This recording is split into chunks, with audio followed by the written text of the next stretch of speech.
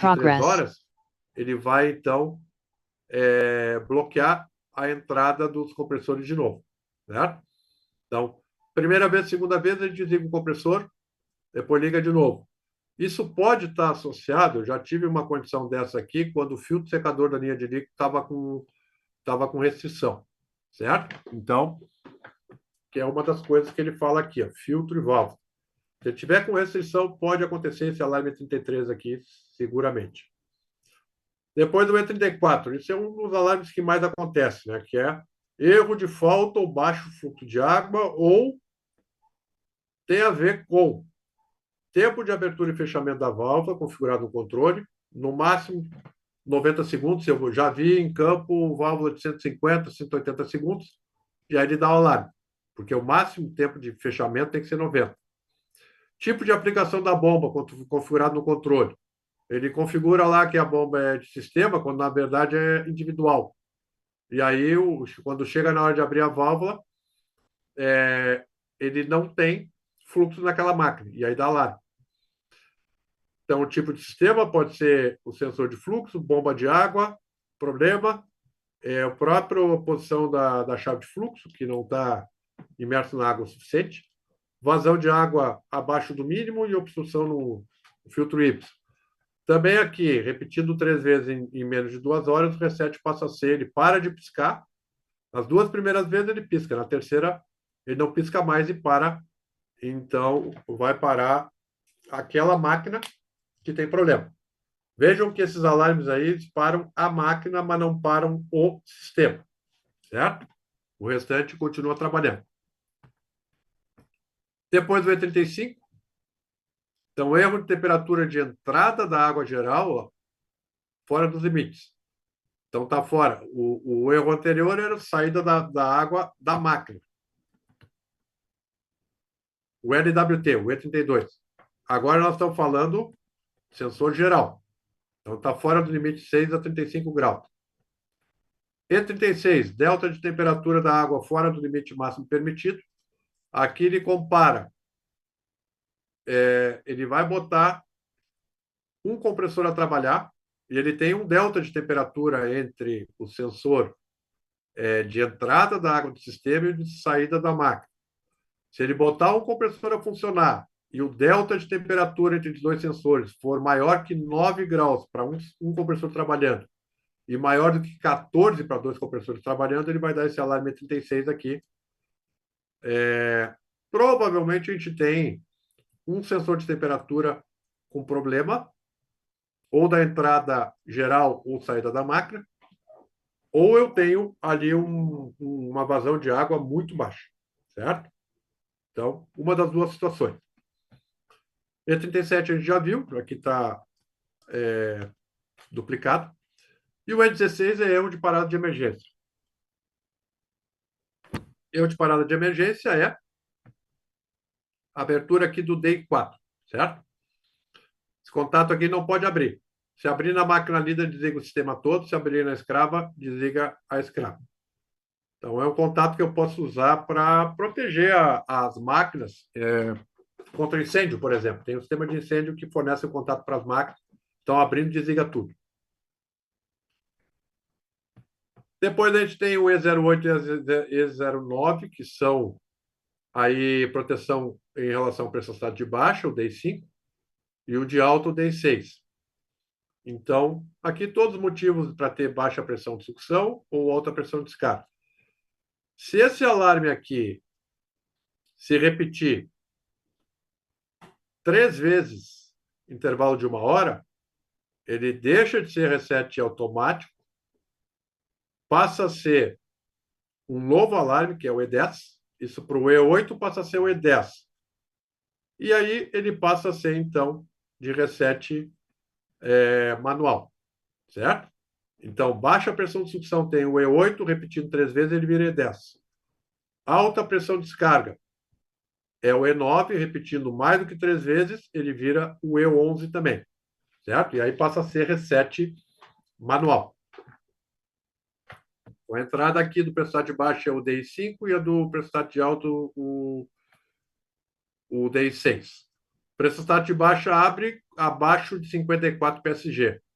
Os dois são de reset automático, mas quando abre a entrada lá, o controle não deixa o compressor funcionar de novo, mesmo que volte a fechar em seguida.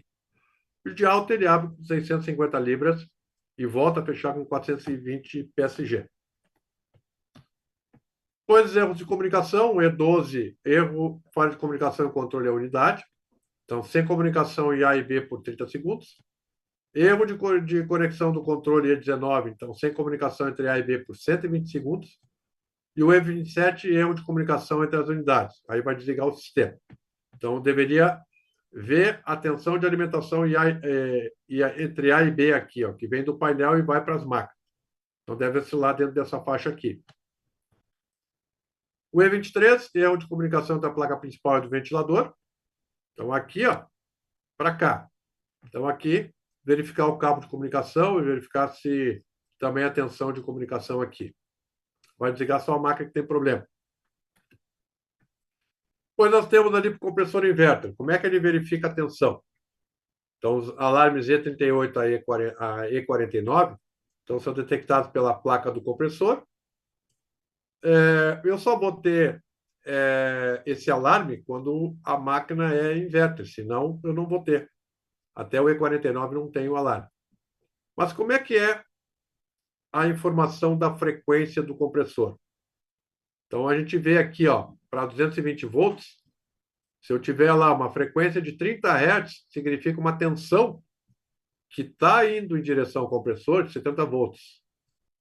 Depois, 50 Hz, está indo em torno de 115. 60 Hz, em torno de 135. Até quando chega em 90, dá mais ou menos 180 volts. É o que nós vamos ter de alimentação no compressor, de acordo com... Ela informa essa frequência no display e manda essa tensão para o compressor.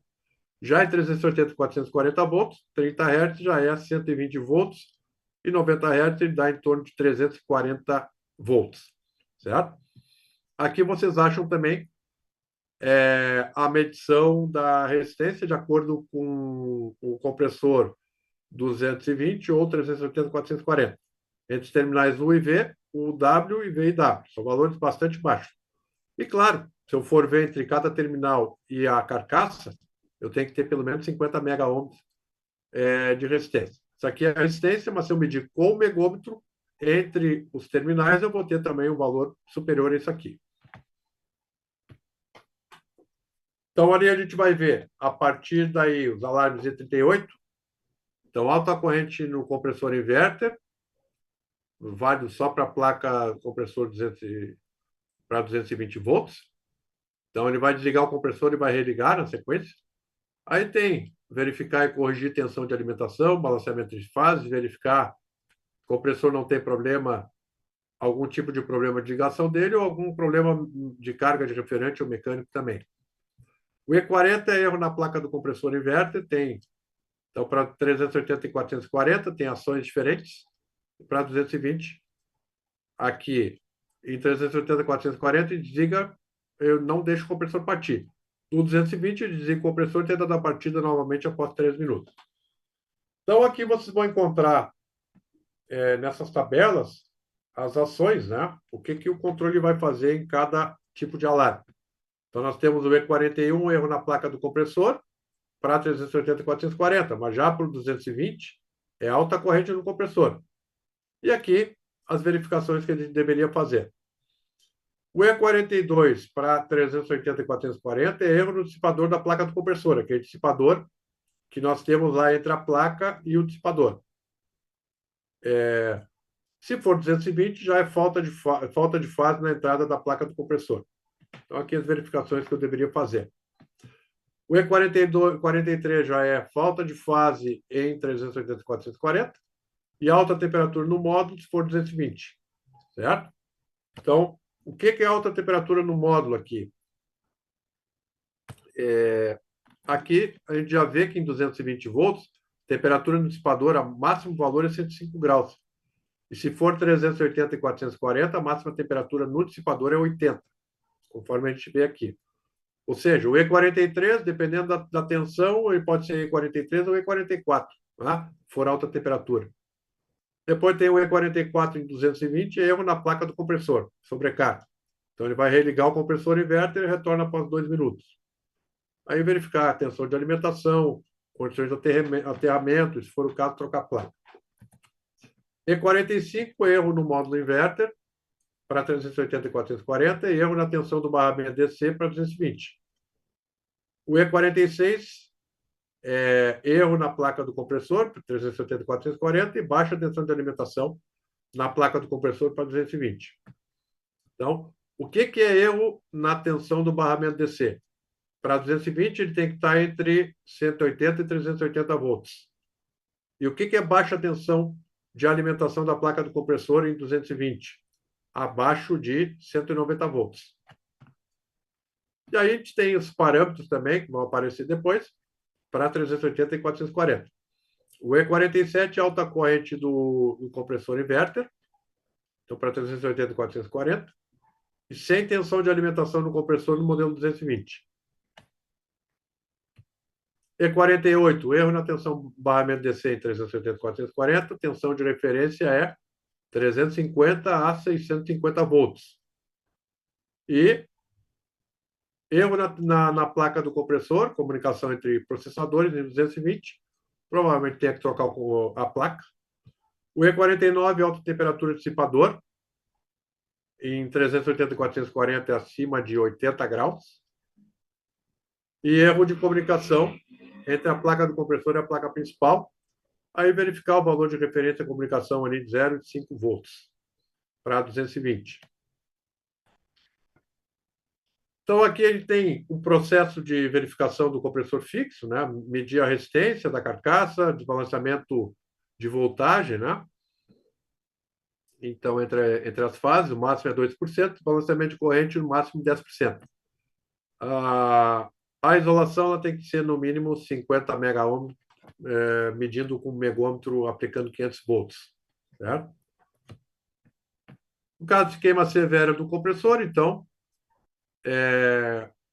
realizar a limpeza do sistema com SF80 e verificar a isolação da carcaça, instalar um filtro na sucção antiácido, tipo pedra, né?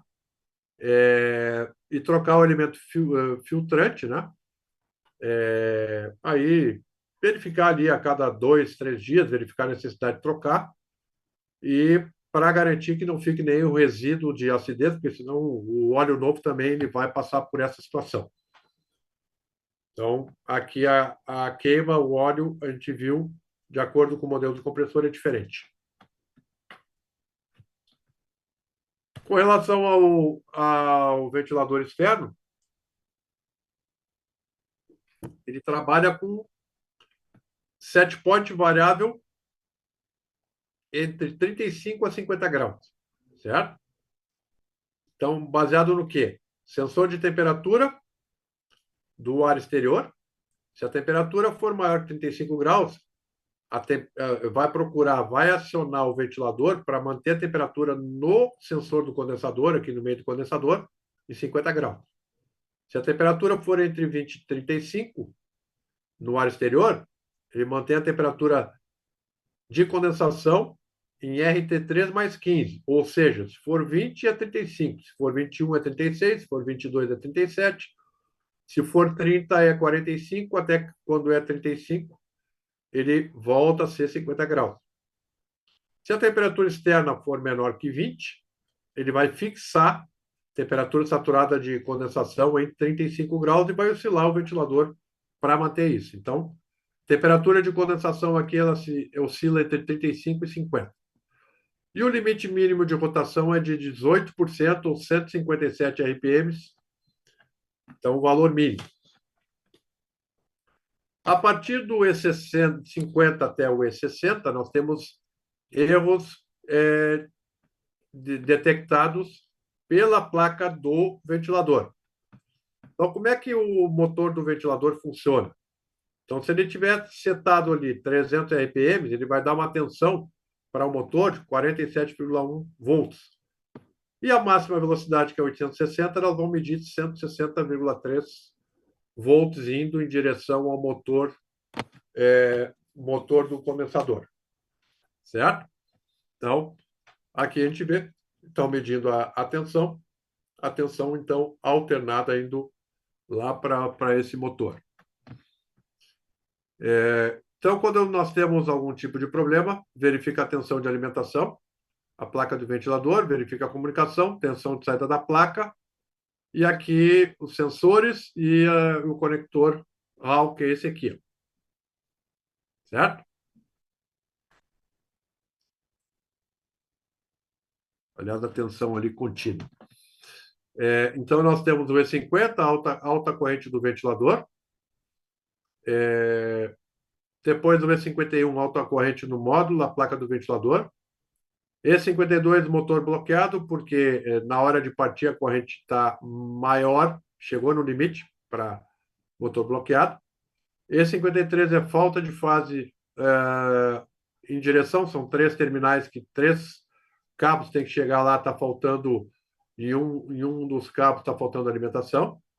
E54, baixa a velocidade do motor de ventilador, ele consegue ver isso através desse conector aqui, ó. Se a velocidade estiver baixa. E55, sobrecarga na partida do ventilador. Não é rotor bloqueado, é um valor maior, aqui é sobrecarga. A corrente está muito alta na partida. E56, erro no sensor efeito Hall. Esse aqui, ó.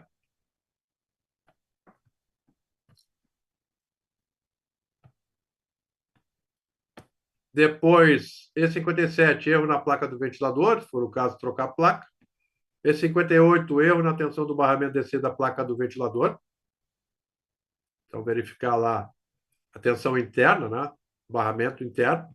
E59, alta temperatura do módulo da placa do ventilador, ele está falando do dissipador, sensor entre o dissipador e a placa. E o E60 é erro de processador. Então, aí algumas dos alarmes.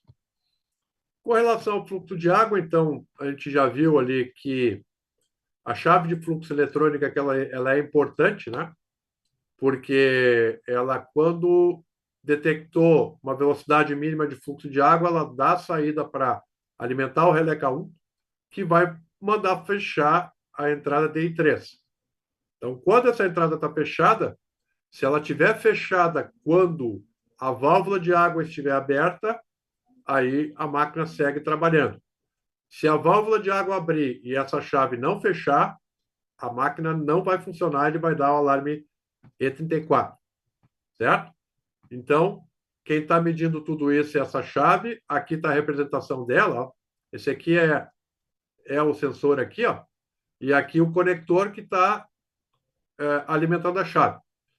Então, nós temos 24 volts entre 9 e 8, e depois a alimentação da própria chave, e depois um sai para o 4, se estiver medindo pelo menos 60 centímetros por segundo.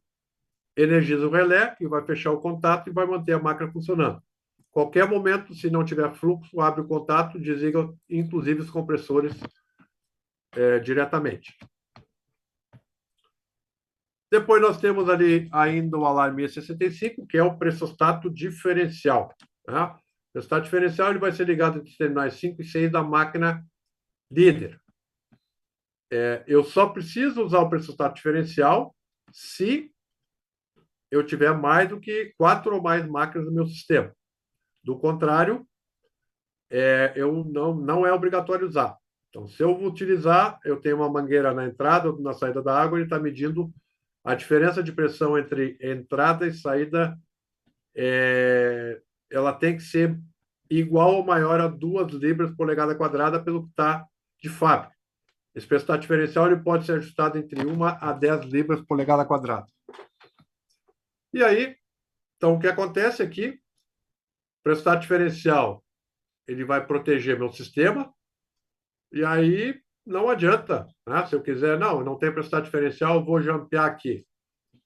Até para jampear tem que ser exatamente na hora correta. Se não for na hora correta, o sistema vai se proteger e vai desligar, certo? Então, tem que ter, mandou ligar a bomba, vai ter fluxo, vai fechar a chave de fluxo e prestar diferencial, e assim tem que ser, né? Se ao longo do caminho ele abrir, no meio da operação ele abrir, vai desligar todo o sistema. É diferente da chave de fluxo individual que desliga só a máquina. Isso aqui desliga o sistema inteiro. Certo?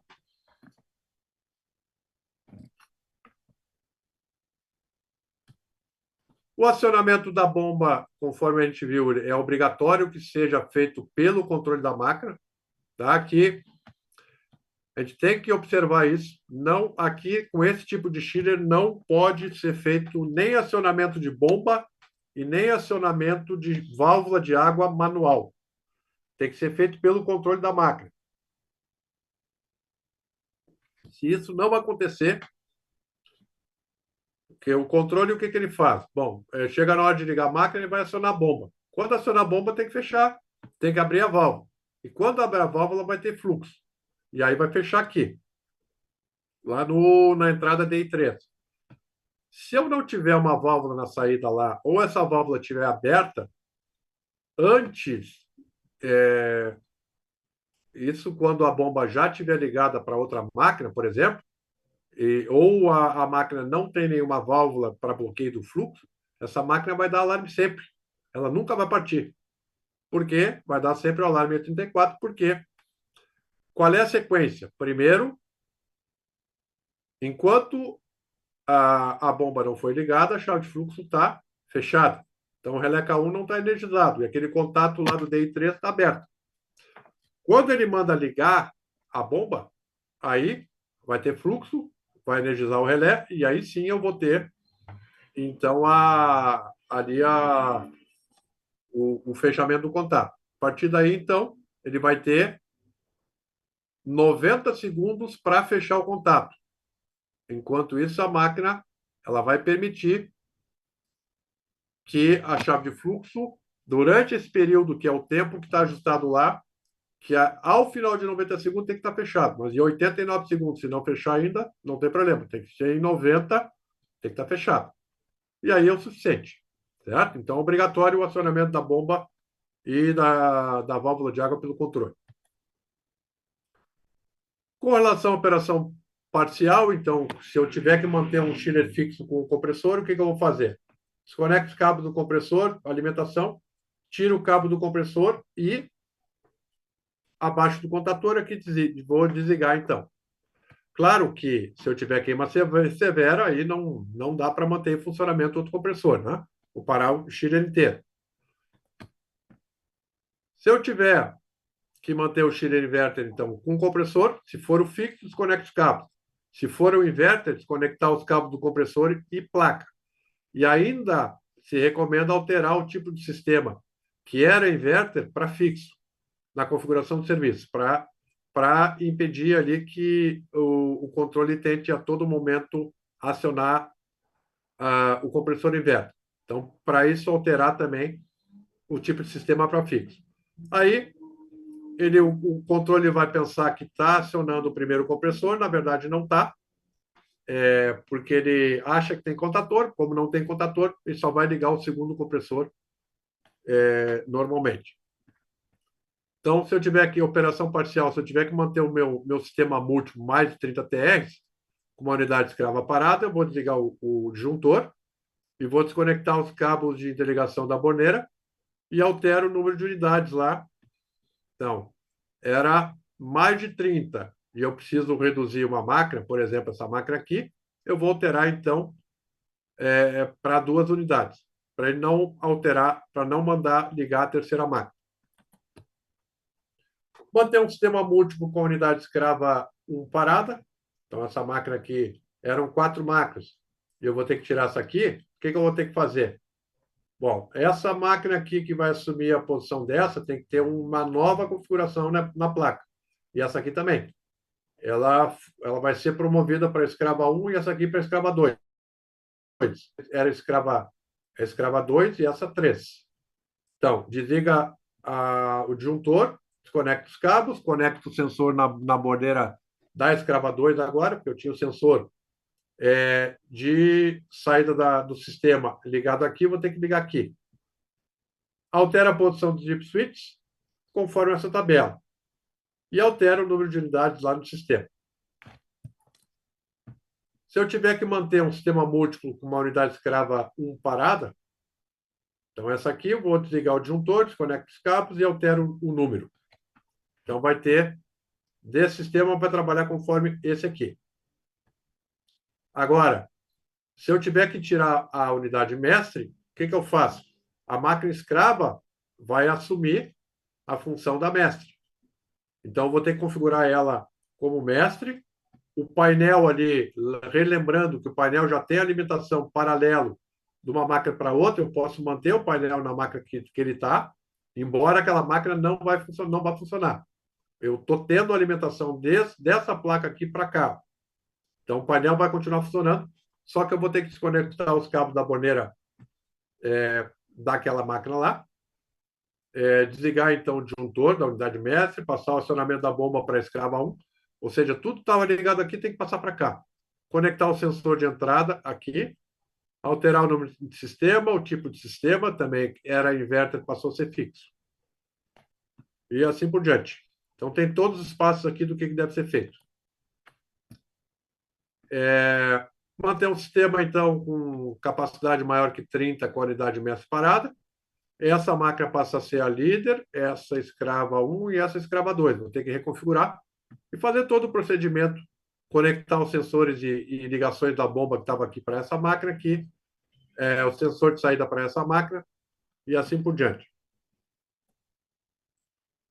Então, por hoje é isso. Agradeço aí a atenção de vocês. Desculpa aí pelo tempo além das 9, né? 9h15. Então, vou passar agora a palavra para a Ana Júlia aí para conduzir as perguntas, né? E, depois, na sequência, também vai abrir o microfone aí para vocês fazerem perguntas. Ana Júlia, contigo. Tudo contigo. Ele tá conseguindo me ouvir normalmente? Sim, estou ouvindo. Estou ouvindo, sim. Tá bom. Vou O que temos no começar com as chat aí? perguntas. Ah, hoje a gente não teve muitas, não. A gente Não? teve umas do Laerte. Ele perguntou, a primeira dele foi, ele perguntou, professor, quando quebrar um dos compressores, posso rodar a máquina com só compressor?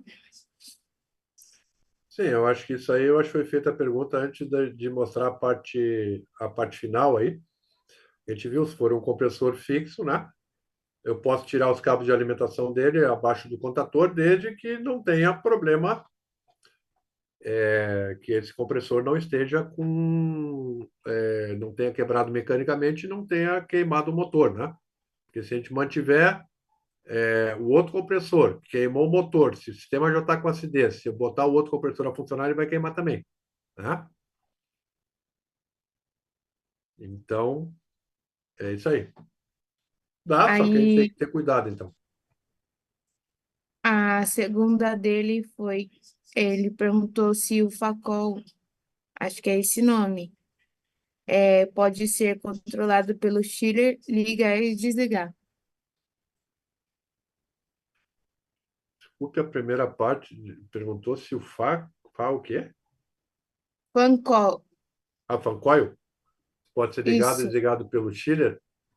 Uhum.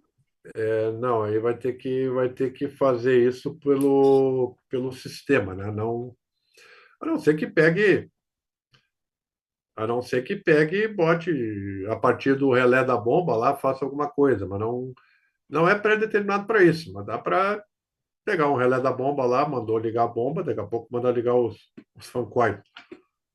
Pode ser, mas em geral tem um sistema separado, né? Principalmente se o sistema é um pouco maior, é melhor fazer separado. Até porque tem controle também de temperatura, tem placa eletrônica lá para abrir a válvula dele. Então é melhor fazer por um controlador separado.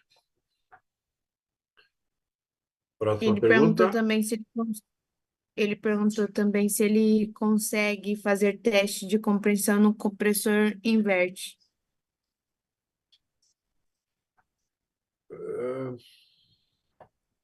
Bom, o que pode daqui a pouco botar os manômetros lá para fazer, mas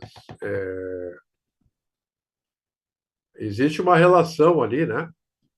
Existe uma relação entre a corrente de trabalho e a frequência de trabalho do compressor. Então, se tiver problema, pelo menos em relação a essa condição, né, eu tenho que ter lá, à medida que aumenta a frequência, a corrente também vai aumentando. Então, de certa forma, o próprio controle da máquina já faz o teste, né? Agora, dizer, ó, posso fazer o teste lá, tem que olhar para as pressões, pegar lá as pressões de sucção e descarga, né? E aí fazer as verificações. Pode fazer o teste nesse aspecto, né? Mas outras proteções o próprio controle faz, e ele tem essa escala entre o que tem de frequência de trabalho e a máxima corrente para cada frequência. E também não pode aumentar a frequência de uma hora para outra, aumentar muito rapidamente. Aí ele vai interpretar que está com falha mecânica e esse compressor vai desligar.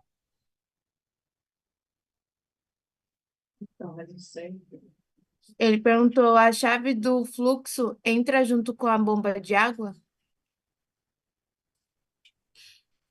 A chave de fluxo, o que acontece?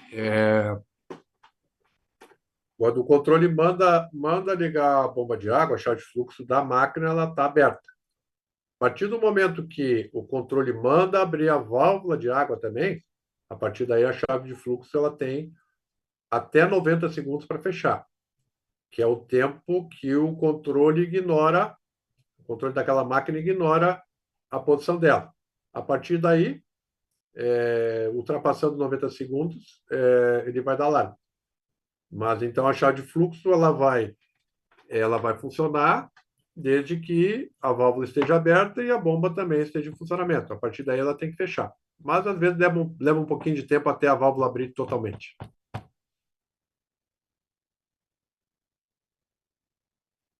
Próxima pergunta. Mais uma do Laerte. Para fazer a limpeza do sistema inverte, precisa retirar o acumulador de sucção do sistema? Sempre é bom. Sempre é bom fazer isso. Tá? É, em algumas situações, dependendo da situação, talvez até tenha que trocar o acumulador de sucção quando tiver que fazer a limpeza, trocar por um novo, certo? A maior parte das recomendações, incluindo outros produtos também, quando vai fazer limpeza quando tem separador de óleo, quando tem acumulador de sucção, a recomendação é trocar o separador e o acumulador. No nosso caso aqui só tem acumulador. E só na máquina inverter. Máquina fixa não vai ter. Mas a recomendação seria, se não trocar, pelo menos tirar ele separadamente, fazer um processo de limpeza separado para ele, para garantir que não tenha, ou para minimizar a possibilidade de ter resíduo de óleo no sistema. Isso também, claro, depois, através do filtro antiácido, também vai ter esse papel. Sequência. O Edgar Garcia perguntou o que fazer quando os sensores enferrujarem. Sensor de temperatura. Bom, se a parte que está imersa com a água estiver enferrujando, a gente tem que avaliar a qualidade da água, tá? Porque não é normal, se eu tiver uma água de boa qualidade, não deve acontecer de enferrujar sensor. O que pode acontecer é esse sensor acabar pegando alguma sujeira, né? Incrustar, e aí tanto a chave de fluxo eletrônico quanto o sensor de temperatura, eu deveria, no processo de manutenção preventiva ali, fazer uma limpeza deles, tá? Porque daqui a pouco eles podem começar a falhar por causa disso. Mas, se a gente tiver, no nosso caso, como o sensor de temperatura ele é junto com o cabo, né? Ele não tem um conector, então provavelmente eu não tenha nenhum tipo de ferrugem externa, tá? Vai ter que ser do sensor para o lado da água. E aí, o que eu posso fazer, até para ganhar um bom contato e para não, aliás, para a água, aqui no caso, nosso caso aí está dentro do poço, né? Então eu deveria botar uma pasta térmica ali. Se eu colocar uma pasta térmica, não vou ter problema. Agora, no caso da água, Se tiver sujeira, no caso da chave de fluxo eletrônica, limpar, fazer uma limpeza ali e talvez usar uma lixa fininha ali se ele estiver falhando por causa disso. Próxima pergunta.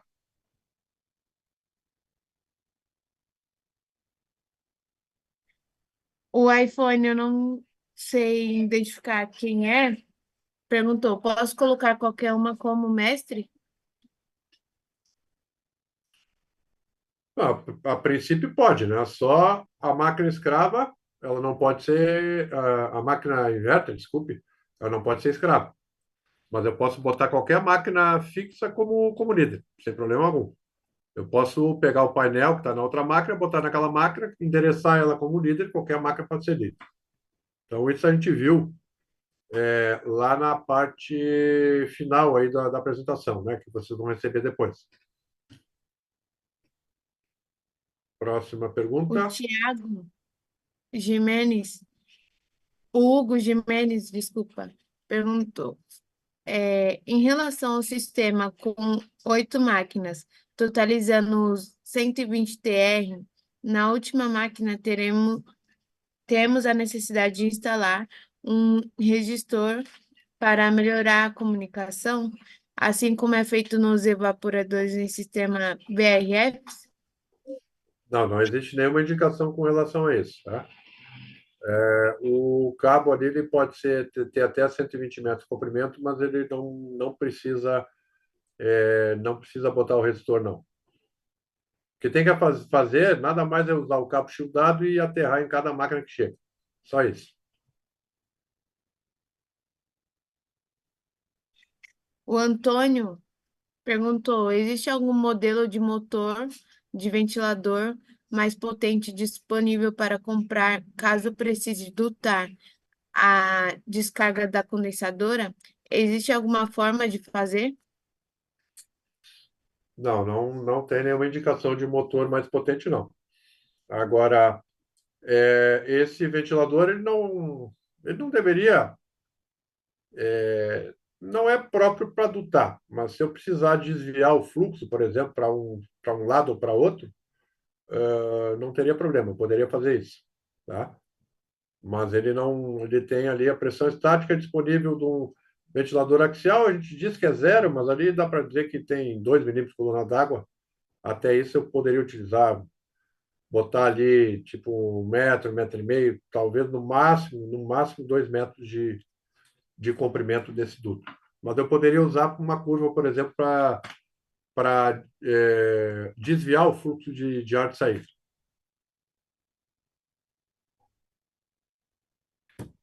O Iago é, perguntou: no caso de ferrugem na água, qual o risco de danificar o compressor?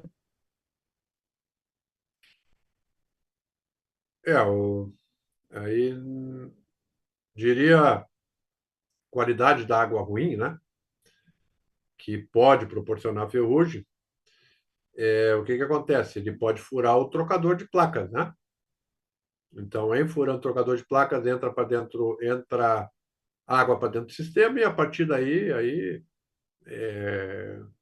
numa situação dessas aí, quando entra água, não sei se não é melhor daqui a pouco trocar a máquina inteira. Porque o custo vai ter que trocar compressor, entrou água, vai ter que trocar o trocador de placas, entrou água no sistema, vai ter que fazer limpeza, o trabalho é gigante e o custo também. Né? Então, às vezes, é melhor a gente avaliar a troca da máquina. Mas aí o que acontece? A qualidade da água é ruim, nesse caso. Como é que eu posso ter certeza que a qualidade da água é boa? Eu tenho que pegar uma análise dessa água, mandar para o laboratório para avaliar. Vocês encontram lá no manual dessa máquina, encontram lá. Aliás, na semana passada, na apresentação de instalação, tinha lá quais os parâmetros da água recomendados, tá? Então, vocês podem pegar aqueles parâmetros que são recomendados pela CAR, tem qualquer manual de instalação dos chillers da CAR e entregar para o laboratório que vai fazer a análise, dizendo: eu preciso que compare com esses parâmetros que estão dizendo aqui, pode me entregar outros. Mas esses parâmetros aqui, que estão nessa tabela, esses obrigatoriamente eu preciso ter uma comparação para ver se está dentro ou está fora, né? Se pode ser corrosivo ou não. Então, é isso aí. Melhorar a qualidade da água, que o David está dizendo aí, a empresa que faz o tratamento, ela vem e bota produto químico lá que acaba tornando aquela água uma melhor qualidade para utilização com o sistema. E pode também não só furar o trocador de placa da máquina, como também furar o trocador dos fan coils, né? Acaba trocando, acaba furando os tubos fan coil e acaba vazando água também, certo? Então é ruim, não só para o Chile, como para o sistema todo, né? Além de poder também, com o tempo, acabar furando tubulações e tudo mais.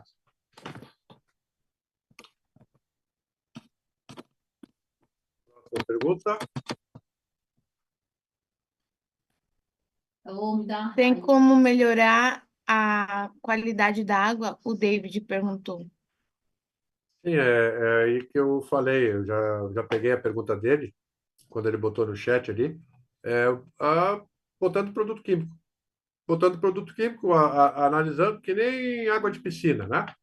A água lá da piscina tem o pH, tem isso, aquilo, o cara bota lá um medidor, vê se precisa botar um produto, outro, bota, e aí ele tem uma água de qualidade razoável, né? Aqui, para água, sistema de refrigeração é a mesma coisa, né?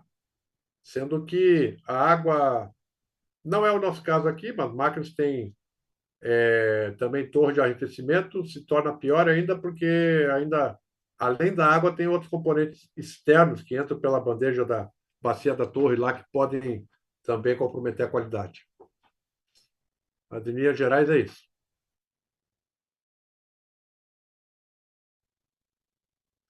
Próxima pergunta. Isaías, é a do Isaías. Tem algum estudo com relação a tempo de vida útil do equipamento mantendo uma manutenção correta? As peças de reposição no Brasil? Uma vida útil de qualquer chiller, né? Ela parte de 15 anos, né? Desde que tenha manutenção, tenha água de boa qualidade, tenha uma manutenção preventiva adequada, ela parte de um tempo mínimo aí de 15 anos, né? Quanto mais funciona, aí vai depender também da própria qualidade. Mas peça de reposição, essa máquina, por exemplo, que eu me lembro, ela está sendo fabricada desde 2015, se eu não me engano. E nós estamos falando aí de quase 10 anos de produção e, até onde eu sei, vai continuar sendo produzido por um bom tempo. Então, peça de reposição é obrigatório o fabricante, eu acho que era 5 anos, me parece que alterou aí para 10 anos, se eu não me engano. Ouvi alguma coisa a respeito.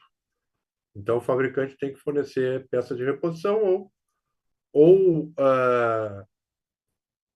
alguma peça que possa substituir a peça de reposição. Às vezes acontece que o fabricante da peça não produzir mais, mas te entregar uma outra que substitui. Então, é isso aí. É, perguntaram, pode jogar algum tipo de líquido na água para poder purificar ou algo do tipo? Foi o Eduardo de novo. Não, aí tem que contratar a empresa que faz tratamento químico para determinar o que tem que botar ali. Sim, eles botam aditivos, botam produtos ali para equilibrar o pH, entre outras propriedades da água. Mas ele tem que ter capacidade de medir os parâmetros e poder aí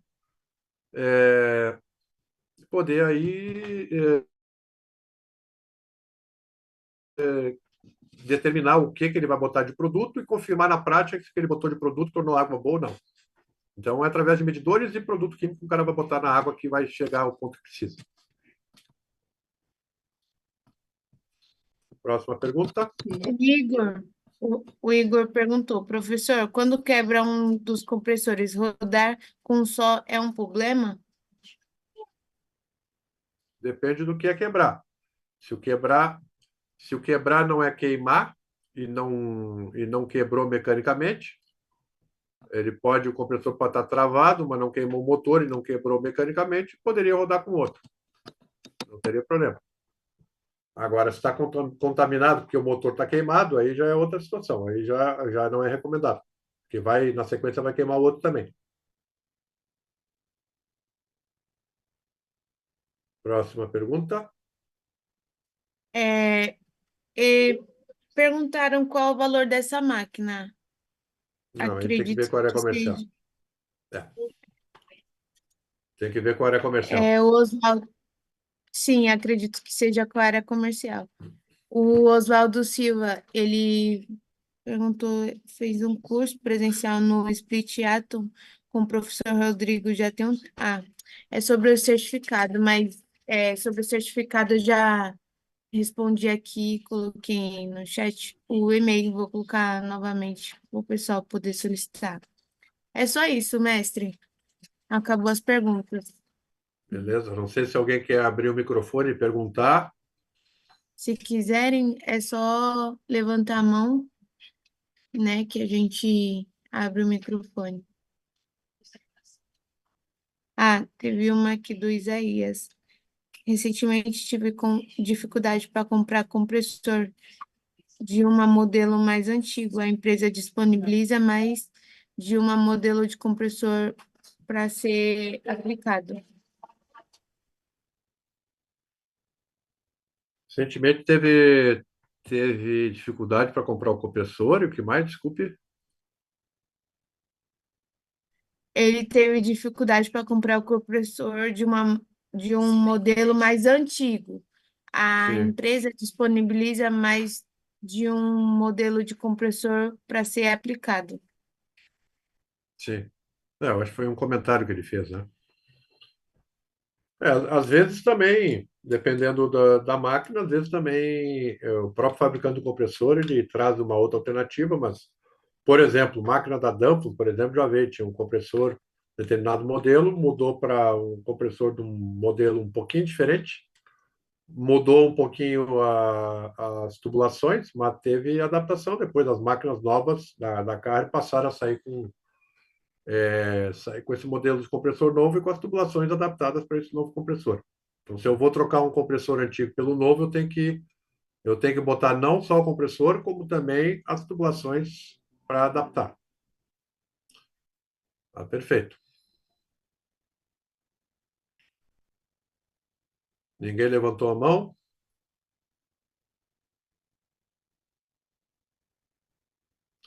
O Edson Se- Santos quer fazer uma pergunta. Eu vou abrir o microfone dele. Então, não sei se você sabe ali, mas o levantar a mão é aqui no Reactions, tá? Mas abre o microfone do Edson. É aqui no Reactions. Edson, pode E falar. ali, e ali a Boa noite gente. para todos. Boa noite. Primeiramente, eu quero agradecer pela essa aula aí, pelo senhor estar ensinando aí, um grande professor. Como nos outros Chile, eu assisti também as aulas do senhor, me ajudou bastante no campo, certo? Tá de parabéns aí a Carmen, ideia pelo treinamento, certo? Ficamos É, contentes. eu tenho duas perguntas em uma. Diga lá. Primeiramente, uma dúvida assim, que eu, não só com esse Chile, mas com outros Chiles. Eu posso ligar remotamente, como eu vi ali o senhor explicando. Estou num andar abaixo, a máquina está num andar em cima. Tem vezes que a pessoa liga manualmente no controlador. Eu posso usar uma botoeira externa para ligar esse equipamento, fechar o contato? Pode, basta que configure lá na parte de serviços, lá configure o contato liga e desliga remoto, bota um. Aí tu não vai conseguir ligar a máquina mais no botão do painel, né? Só vai ligar nesse Hum. liga e desliga remoto, mas dá para fazer sim, Ah, tranquilo, tranquilo. sem problema. Essa dúvida que eu estava tendo mesmo. Aí eu vou perguntar ao professor aqui essa questão. Tranquilo, dá para fazer sim. Hum. Outra coisa. Aconteceu um caso desse mesmo Chile que o senhor apresentou aí, esse Axmat, e um equipamento ótimo para a questão de espaço. Recentemente, numa empresa aqui no meu estado, eles adquiriram esse equipamento. Eu acho que é o primeiro aqui no meu estado que foram que colocaram esse equipamento.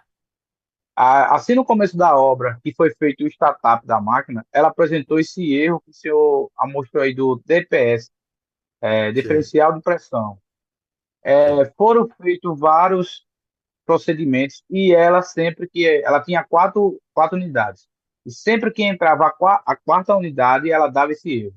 Sempre, sim, sempre, sempre. sim. Aí a solução foi desativar a quarta unidade e ficar só três unidades. Até hoje está parado. E o equipamento tem um ano e meio de uso. Sim. Entendo. Não, o que eu acho que pode estar acontecendo, tá? É, provavelmente, para o prestato diferencial abrir na quarta máquina, o que aconteceu? De repente, à medida que tu tem lá a necessidade de ter uma vazão maior, como tu não tem volume dentro do sistema, tu pode daqui a pouco ter a tua diferença de pressão no teu sistema ela acaba se tornando mais baixa. Então, isso pode ser devido ao ajuste do pressostat diferencial, ou daqui a pouco porque a pressão diferencial caiu mesmo e daqui a pouco faltando volume no teu sistema, o que é muito comum, né? Uhum. Pessoal, para esse sistema aí para trabalhar adequadamente, ele precisa ter para cada máquina que tem lá dentro 300 litros de água, certo? Então, eu já enfrentei algumas situações em campo que o pessoal não usa esse conceito. E aí Uhum. não tem volume de água. Às vezes, eu já vi acontecer, pelo menos nas vezes que eu vi, acontecer com mais frequência, cair daqui a pouco as máquinas pelo alarme 34, à medida que ia botando mais máquina, mais máquina, mais máquina, chegava um determinado ponto que caíam todas as máquinas pelo E34. Por quê? Porque não tinha fluxo de água para todas, não tinha volume de água para todas rodarem ao mesmo tempo. Entendeu? Tô entendendo. Então, isso aí pode estar relacionado a isso também. Ah, tá certo. Tá ok. Ou Muito seja, teria obrigado que aumentar pela. volume. Nada. Ah, Valeu. então quer dizer que o fluxo de água está muito baixo quando liga para outra máquina, né? Isso, pelo que eu entendi. Porque o que acontece? Como o pressado diferencial ele é atuado por diferença de pressão entre a entrada e a saída de água, das duas, uma, ou ele está ajustado a um valor muito alto, ou daqui a pouco tu não tem. O que acontece quando teu fluxo, para te ter um diferencial baixo? É que tua vazão de água está baixa. Daqui a pouco, quando botou a quarta máquina lá, daqui a pouco não tem volume e também não consegue ter vazão de água para rodar todas ao mesmo tempo. E aí Ah, acaba entendi. desarmando ali. Então, Entendi, entendi, entendi, entendeu? entendi. Vou atacar agora nessa questão aí. Tá, vai falando. É, primeira coisa que eu te recomendo é ver quantos litros de água tem no sistema. Aí tá, claro, tem que ver com o projetista. Então, que o projetista te diga quantos litros tem. A regra é 300 litros de água por cada máquina que tem lá. No teu caso, são quatro máquinas, tem que ter 1.200 litros de água no sistema. Se não tiver, tu pode ter problema com o E34 ou o E65 também. Próxima pergunta. Mestre, tem uma aqui do David. Ele perguntou como posso estar tá tirando as crostas de impureza do sistema? Algum produto lá indicado? Aí tem que contratar uma empresa que trabalhe com produto químico para indicar isso aí. Isso aí é uma armadilha bem boa essa. Não dá para recomendar nada sem que tenha uma empresa que lide com produto químico, seja uma empresa e ainda, além de lidar com produto químico, tem que lidar especificamente com ar-condicionado, tá? Porque isso aí é um negócio bem complexo. Já vi situações do pessoal usar produto químico lá e daqui a pouco começar a tirar, a tubulação já estava meia, já no caminho do furo e começou a tirar crosta e daqui a pouco, além de encher todas as máquinas de sujeira, também começou a furar tubo por tudo quanto é canto. É complicado. Então, não, a resposta é não recomendaria. E o que eu recomendo é pegar uma empresa que tenha expertise para tal.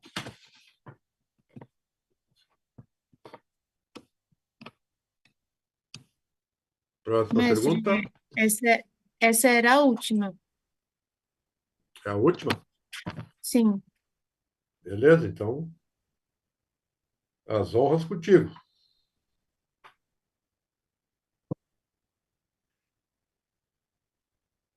As honras do Ah, encerramento, eu digo, né? tem, tem uma, tem uma do Iago, desculpa. Se um Chile está ligado a 6 fancalls, e do 1 ao 3 gela bem e o 4 não, mesmo sendo do mesmo Chile, mesmo colocando na temperatura mais baixa, acho que ele não terminou a pergunta. Ele tá, pelo que eu estou entendendo, ele está dizendo que os primeiros fancóis estão com temperatura boa e o último não está. Bom, isso tem a ver com o quê? Tem a ver com o projeto da máquina, cálculo de carga térmica do ambiente, e pode ser que o fancói não tenha a capacidade necessária para atender a carga térmica do ambiente. Tem a ver com se a máquina tem a capacidade necessária, o que pode estar acontecendo é que não tem a vazão de água necessária. Então, deveria ter uma vazão 2 vezes, vamos supor, 2 vezes maior para poder atender a temperatura do ambiente. Aí tem que avaliar. Não tem a vazão por quê? Não tem a vazão porque eu não tenho bomba de água para chegar lá na última máquina? Ou porque alguma válvula de entrada, saída dela está restringindo? Ou porque o filtro está sujo, né? Então aí tem que ver o que pode estar acontecendo. Tem, na verdade, tem todas essas alternativas aí, desde a condição de projeto, carga térmica, projeto, filtro sujo, válvulas que restringem o fluxo, ou até a própria bomba, né? Quando a última máquina não tem bom rendimento, isso pode ter a ver também com o dimensionamento da bomba, que daqui a pouco não tem vazão suficiente para atender todas as máquinas ao mesmo tempo. Aí teria que ver se tem que aumentar o motor da bomba, se tem que mudar a bomba, né? Teria que avaliar, isso tem que avaliar de perto. Próxima pergunta.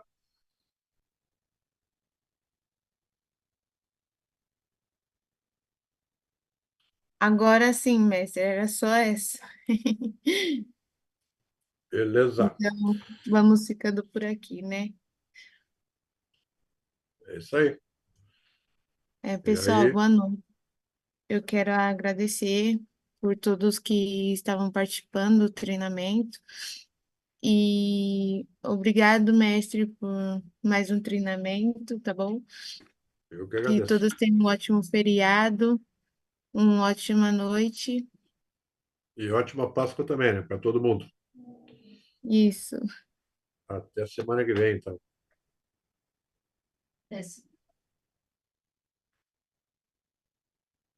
Tchau, tchau, mestre. Isso aí. Tchau, tchau. Boa noite a todos aí. Boa Páscoa. Até semana que vem. Obrigado, Ana Júlia, por tudo.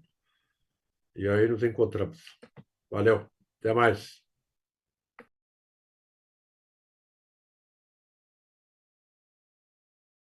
Record.